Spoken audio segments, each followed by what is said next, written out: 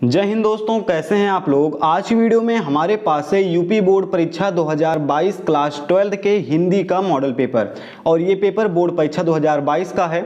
आज की वीडियो में हम देखेंगे कि हिंदी के पेपर में किस तरह से क्वेश्चंस आए थे बोर्ड एग्जाम में और उनका आंसर हमें किस तरह से अपनी कॉपी में लिखना था। चलिए देखते हैं। सबसे पहला क्वेश्चन है हमारा बहुविकल्पीय। 1 नंबर का क्वेश्चन है। ये क्वेश्चन है साहित्य साहचर्य के लेखक हैं। 4 ऑप्शन आपको दिए गए थे, महावीर प्रसाद द्विवेदी, हजारी प्रसाद द्विवेदी, बाबू गुलाब राय और महादेवी वर्मा। ये 4 ऑप्शन आपको दिए गए थे। इनमें से कोई एक ऑप्शन सही था जिसको आपको अपनी कॉपी में लिखना था। तो जैसे कि इसमें देखेंगे आप, दूसरा ऑप्शन सही है, ये वाला हजारी प्रसाद द्विवेदी। तो इस पर हमने यहाँ पर टिक किया हुआ है। बोर्ड परीक्षा में आपको पेपर में नहीं टिक करना है, कॉपी में लिखना है बल्कि। और कॉपी में आप कैसे लिखेंगे? कॉपी में आपको लिखना है कुछ इस तरह से, ठीक है। ऐसे आप क्या करेंगे, ऊपर हेडिंग डाल देंगे कि प्रश्नोत्तरांक नंबर 1, ऐसे आप हेडिंग डालेंगे। जैसे कि देखेंगे हम पेपर में क्या होगा कि आपको इतना बड़ा दिया रहेगा। जैसे प्रश्नोत्तरांक 1 है, 1 का में ये 5 एक क्वेश्चन है, इसमें 4 ऑप्शन है। इसी तरह से आप देखेंगे तो पहले का खा है, खा में 4 ऑप्शन है। फिर उसके बाद इसमें देखेंगे पहले का गा है, गा में भी 4 ऑप्शन है। आपको ऑप्शन तो पेपर में लिखना नहीं है, तो आप एक काम क्या करेंगे, यहाँ पर ऊपर डालेंगे प्रश्नोत्तरांक 1 और 1 डालने के बाद आप यहाँ से 1 लाइन छोड़कर लिखेंगे का, फिर 2 लाइन छोड़कर लिखेंगे खा, फिर 2 लाइन छोड़कर आप लिखेंगे गा। यानी जैसे आपने इसको पहली लाइन में लिखा है तो दूसरी तीसरी लाइन आपको छोड़ देनी है, इसको चौथी लाइन में लिखना है। फिर उसके बाद 5वीं 6वीं छोड़ के इसे 7वीं लाइन में लिखना है। इससे क्या होगा कि जो ये 5 क्वेश्चन है, पहला नंबर तो इंपॉर्टेंट क्वेश्चन होते हैं और दूसरा नंबर अगर आप इस तरह से लिखेंगे तो आपका 1 पेज आगे वाला भर जाएगा। और ये आपको चाहिए। आप एक चीज ध्यान दीजिएगा पेपर में कि अगर आपने बी कॉपी नहीं भरी है तो 90 प्लस का आप सपना छोड़ दीजिएगा। अगर आप बी कॉपी भरते हैं तभी आपको हिंदी की पेपर में 90 प्लस मिलेंगे। फिलहाल हम आंसर देखते हैं। पहले का आंसर आपका क्या था? हजारी प्रसाद द्विवेदी साहित्य साहचर्य के लेखक हैं। दूसरा क्वेश्चन है इसी प्रकार आपका कि बालकृष्ण भट्ट द्वारा संपादित पत्रिका है। 4 ऑप्शन इसमें भी दिए गए हैं। हिंदी प्रदीप जो है बालकृष्ण भट्ट ने संपादित की थी, तो हिंदी प्रदीप इसका सही ऑप्शन हो जाएगा। ऐसे आप लिखेंगे खा और हिंदी प्रदीप आप अपनी कॉपी में लिख देंगे। गा वाला क्वेश्चन है, हिंदी का प्रथम मौलिक उपन्यास है। तो प्रथम मौलिक उपन्यास परीक्षा गुरु है, ये सभी को पता है। ये इंपॉर्टेंट क्वेश्चन है। जितने भी क्वेश्चन आप देख रहे हैं बोर्ड परीक्षा 2022 में आए थे और 2023 में आ सकते हैं ये सारे क्वेश्चंस। देखेंगे गा वाला परीक्षा गुरु हमने लिख दिया। गा है सरदार पूर्ण सिंह, किस युग के लेखक हैं? तो द्विवेदी युग के लेखक हैं, तो हमने डाला यहाँ पर पहले का घा और लिख दिया द्विवेदी युग। अगला अंगा वाला क्वेश्चन है आपका। अंगा वाला क्वेश्चन इधर मिलेगा। ये बोल रहा है कि निम्नलिखित में जयशंकर प्रसाद की कृति है। तो जयशंकर प्रसाद की कृति ध्रुव स्वामिनी है। तो हमने क्या लिखा? ये अंगा लिखा और ये हमारा पहला पेज खत्म हुआ। हमने 5 क्वेश्चन देखे, 5 नंबर के, और 5 क्वेश्चन के आंसर इस तरह से हैं। ऐसे लिखेंगे, टाइम कम लगेगा, पेज आपका ज़्यादा भरेगा और आपको ऐसे ही पेपर में लिखना है। बार बार हम बता रहे हैं। दूसरा क्वेश्चन देखते हैं। दूसरे क्वेश्चन का आंसर इस पेज पर आपको मिलेगा, ठीक है। देखते हैं दूसरा क्वेश्चन। ये हमें क्या बोल रहा है? यहाँ पर है कि छायावाद की विशेषता है। इसमें 4 ऑप्शन आपको दिए गए हैं। इतिवृत्तात्मक, श्रृंगारिक भावना, सौंदर्य और प्रेम और उपदेशात्मक कृति। इसमें बहुत सारा कंफ्यूजन है, तो दूसरे का पहला क्वेश्चन हमने नहीं लिखा है। अगर आपको इसका आंसर पता है तो आप हमें कमेंट करके बताइएगा, क्योंकि अगर हम कोई आंसर इसमें बता देंगे तो आप लोग कमेंट करेंगे कि ये नहीं, ये है, ये नहीं, ये है। इसकी पहली वाली वीडियो में हमने बताया था, उसमें कई सारे लोगों ने कमेंट किया कि भैया आप आंसर गलत बता रहे हैं। तो जो आपको सही आंसर लगे आप हमें कमेंट करके जरूर बताइएगा। अगला है, निम्नलिखित में से कौन सा ग्रंथ भक्ति काल का है? तो विनय पत्रिका जो है ये भक्ति काल का एक ग्रंथ है। गा वाला क्वेश्चन देखते हैं हम। गा वाला क्वेश्चन इधर आपको मिलेगा। प्रयोगवाद के प्रवर्तक हैं। तो प्रयोगवाद के प्रवर्तक कौन है? निराला जी हैं। घा यहाँ पर हमने आंसर लिख दिया। अगला क्वेश्चन हम देखते हैं।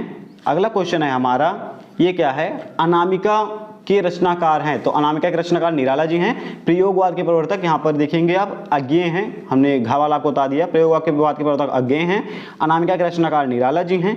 रीतिकाल का अन्य नाम क्या है? श्रृंगार काल है। रीतिकाल का अन्य नाम, दूसरा नाम क्या है? श्रृंगार काल है। ये 10 क्वेश्चन हो गए। अब तीसरे क्वेश्चन से देखेंगे आप कैसे लिखना है। तीसरे क्वेश्चन का आंसर आपको इधर मिलेगा, यहाँ पर आप देखेंगे। अब देखिएगा यहाँ पर ये आपसे 10 नंबर का मान लीजिए क्वेश्चन है आपका दिया गया है। ये बोल रहा है यहाँ पर अगर आप पढ़ेंगे तो दिए गए गद्यांश पर आधारित प्रश्नों के उत्तर दीजिए। और गद्यांश कौन सा है? पहला गद्यांश है राष्ट्र का तीसरा अंग जन की संस्कृति है। मनुष्यों ने युगों युगों से जिस सभ्यता का निर्माण किया है वही उसके जीवन का श्वास प्रवास है। ठीक है, ये एक पैराग्राफ दिया गया है और अगर आप देखेंगे तो इसमें 5 क्वेश्चन पूछे गए हैं। और इसी तरह से अगर आप इधर पलटेंगे इसे तो ये अथवा में दिया गया है, ये भी एक है और यहाँ पर आप देखेंगे तो इसमें भी 5 क्वेश्चन पूछे गए हैं। लेकिन एक चीज़ आपको ध्यान रखना है, अगर आप इसमें गद्यांश या पद्यांश कर रहे हैं तो दोनों में से एक का ही करना है और अगर हो सके तो आप पहला वाला कीजिएगा, ये वाला, ये बहुत ही आसान रहता है पहला वाला। तो जैसे कि इसमें क्या करना है, 5 क्वेश्चन का आंसर देना है। आप पहले इसको पढ़ेंगे, इस पूरे पैराग्राफ को पढ़ेंगे, उसके बाद इन 5 क्वेश्चन को पढ़ेंगे। अगर आपको इस पैराग्राफ के 5 क्वेश्चन अच्छे से आ रहे हैं तो आप इस पैराग्राफ का आंसर देंगे और अगर इसमें 5 क्वेश्चन का आंसर आपको नहीं आ रहा है तो आप इस पैराग्राफ को पढ़ेंगे और इसमें आपको 5 जो क्वेश्चन इसके नीचे दिए गए 5 क्वेश्चन को पढ़ेंगे। अगर इसमें 5 क्वेश्चन का आंसर आ रहा है तो आप इसको, इस पैराग्राफ को लिखेंगे। तो फिलहाल हमें ये वाला नहीं आ रहा है, मान लीजिए हमें पहला वाला जो पैराग्राफ है इस पैराग्राफ के 5 क्वेश्चन का आंसर पता है तो हम इसको लिखेंगे। लिखेंगे कैसे? कि तीसरा हमारा क्वेश्चन है तो हम पहले लिखेंगे प्रश्नोत्तरांक 3। अब प्रश्नोत्तरांक 3 में दो गद्यांश दिए गए हैं तो उसके बाद हम डालेंगे संकेत। संकेत में देखेंगे हम क्या करेंगे, इसका 2 अक्षर ऊपर से लिख देंगे और 2 अक्षर नीचे से लिख देंगे। जैसे कि यहाँ पर आप देखेंगे राष्ट्र का, फिर डॉट डॉट डॉट, फिर महत्वपूर्ण स्थान है।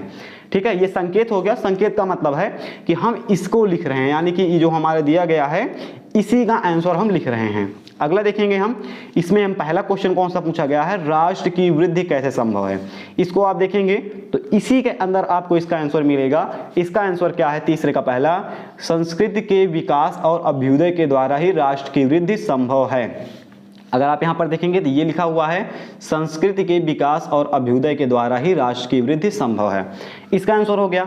अब आप देखेंगे इसका संस्कृति जन का मस्तिष्क किस प्रकार है, तो यहाँ पर आपको इसका आंसर मिल जाएगा। इसको पढ़ेंगे तो यहाँ पर देखेंगे कि इसका आंसर ये है आपका, संस्कृति जन का मस्तिष्क है, क्योंकि जिस प्रकार बिना मस्तिष्क के जन की संभावना नहीं की जा सकती उसी प्रकार बिना संस्कृति के जन की संकल्पना संभावना नहीं की जा सकती। ऐसे देखेंगे आप, ऐसे आप पढ़ेंगे 5 क्वेश्चन का आंसर, 5 में से 4 का आपको ये मिल जाएगा। 5वां क्वेश्चन है दिए गए गद्यांश का शीर्षक एवं लेखक का नाम लिखिए।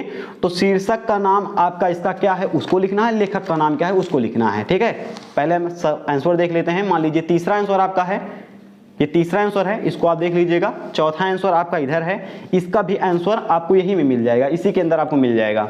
5वें का आंसर आपको अपने तरफ से लिखना है। चारों क्वेश्चन के आंसर इसे मिल जाएंगे। 5वां क्वेश्चन है दिए गए गद्यांश का शीर्षक यानी पाठ का नाम लिखना है और पाठ के लेखक कौन है उनका नाम लिखना है। तो इस तरह से आपको लिखना है, प्रस्तुत गद्यांश के शीर्षक का नाम राष्ट्र का स्वरूप है एवं इसके लेखक वासुदेव शरण अग्रवाल है। राष्ट्र का स्वरूप जो है पाठ का नाम और इसके लेखक का नाम आपको ब्लैक पेन से लिखना है, जैसे कि हमने लिखा हुआ है। ये हो गया आपका तीसरा क्वेश्चन, 10 नंबर क्वेश्चन था, ये कंप्लीट हो गया। इसी प्रकार आप देखेंगे तो चौथा क्वेश्चन है।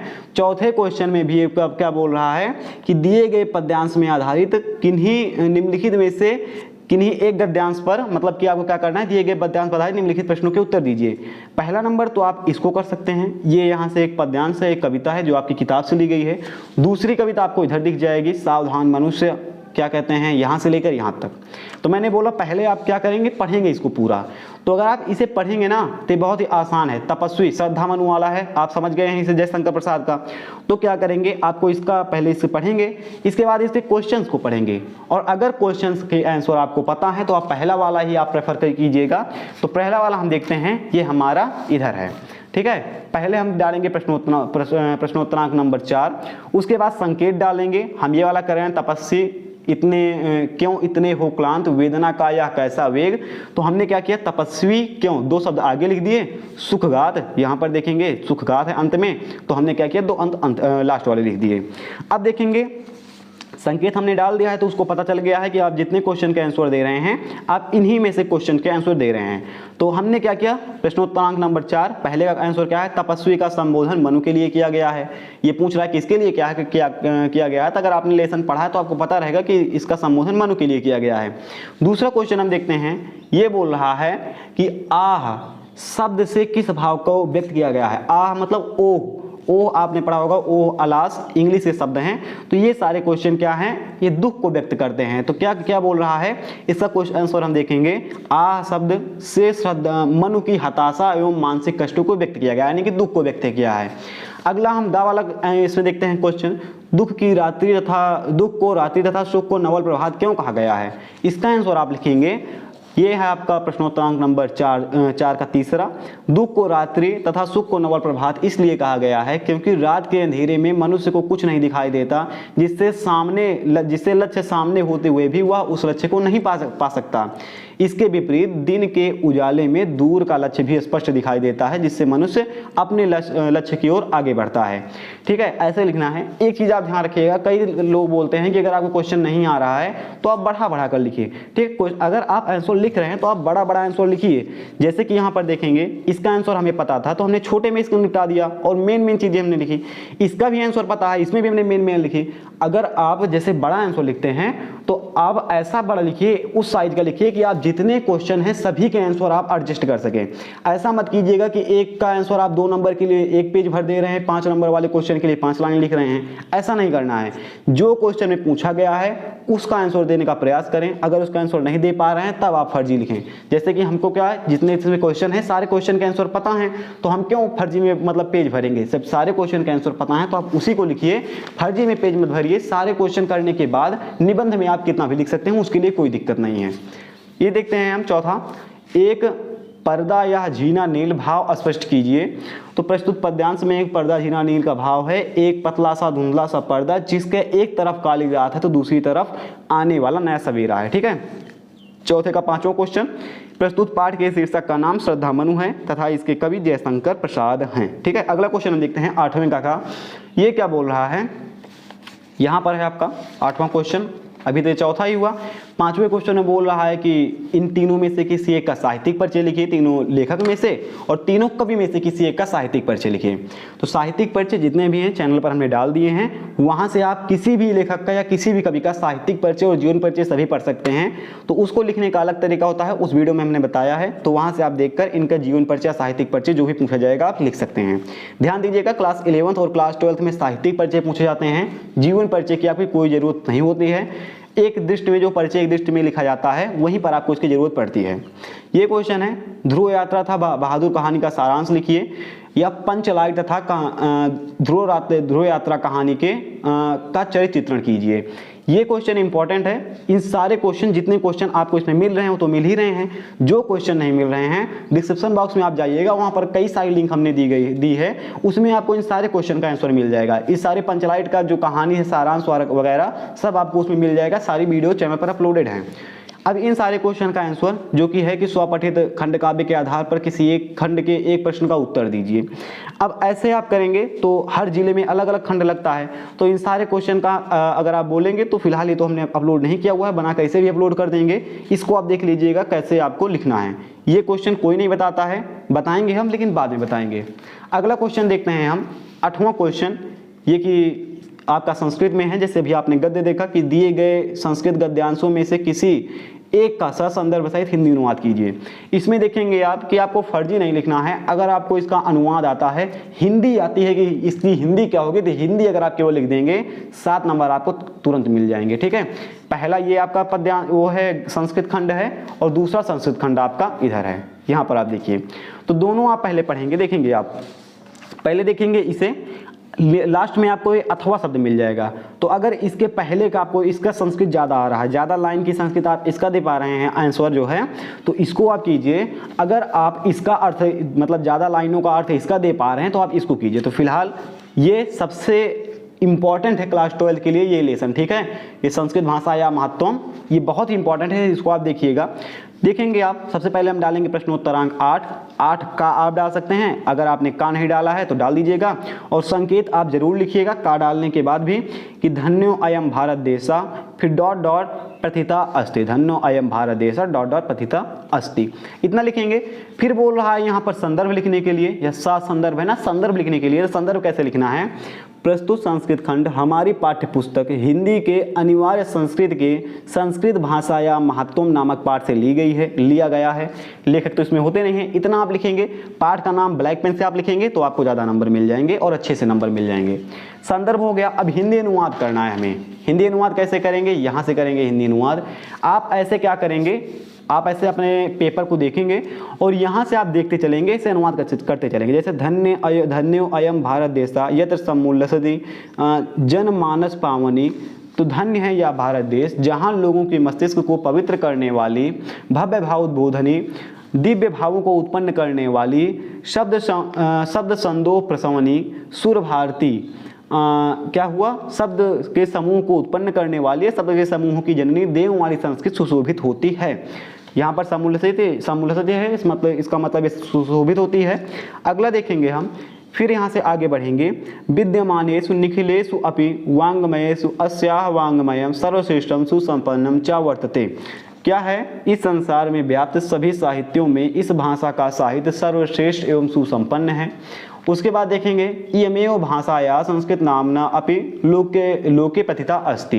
यह भाषा संस्कृत भाषा के नाम से भी इस लोक में प्रसिद्ध है। इतना आप लिखेंगे। अब आप देखेंगे कि इसका पूरे का आंसर आपने लिख दिया है। अगर आपने इसका संदर्भ लिख दिया, इसको लिख दिया, 7 नंबर आपका पक्का हो गया। अब आपको इधर आना है 9वें क्वेश्चन पर, 8वें के खा पर।